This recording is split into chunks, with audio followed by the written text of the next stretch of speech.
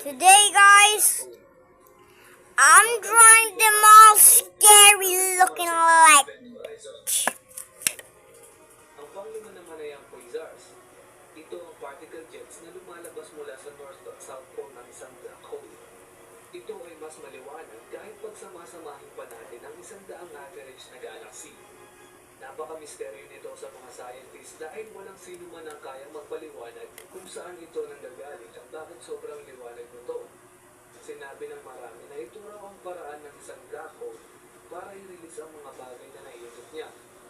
Pero marami rin ang nasasabi na imposible itong mangyari. Mayroong 4 na uri ang black hole. Una ay ang quantum black hole, na kilala rin sa tawag bilang micro black hole. Ito ay nagsimula kay Stephen Hawking. Sinabi sa kanyang teorya na may mga black hole sa kalawakan na kasing laki lamang ng atom. At ang tawag ng iba dito ay microscopic black hole. Dahil hindi ito makikita kung hindi gagamit ng microscope. Dahil ganun ka rin, sinasabing mayroong itong bigat na kaparehas ng sa Mount Everest. Ang ibang mga scientists ay sumusuporta sa teorya nito ni Hawking, subalit ang iba naman ay hindi sumasang-ayon.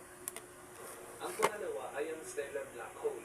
Ito ay 10 to 20 times na mas mabigat kumpara sa ating araw. Nabubuo ito sa pamamagitan ng pagsabog ng isang massive star. Ang event na ito ay tinatawag na supernova, pero hindi porket nagkaroon ng supernova ay black hole na kaagad. Kapag sumapa ng gravity at ang pressure sa gitna ng supernova, ay nakakabuo ng neutron star. Pero kapag ang pagsabog na ito ay supermassive o mas malakas, ay mas malakas din ang pressure na natutulak paloob at hindi kakayanin ng isang neutron star. At doon na mabubuo ang isang black hole. I drove them all scary looking like. Ang pangatlo naman ay ang intermediate black hole. Mas malaki ito ng halos doble kumpara sa ating stellar black hole. Hindi pa sigurado ng mga scientists kung bakit o paano ito nabubuo. Teorya nila na mayroong dalawang paraan kung paano nabubuo ang intermediate black hole. Una ay naniniwala nagmula ito sa mas Just malaking niggas. at sobrang laking supernova ang naganap. At mula rito ay makakabuo ng malaking black hole na tinawag na intermediate black hole.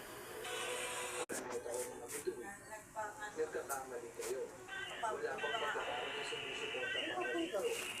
Akala ng marami sa atin na ang mga black hole ay patuloy na lumalaki sa pamamagitan ng pag-ikot ng anumang bagay sa kalawakan.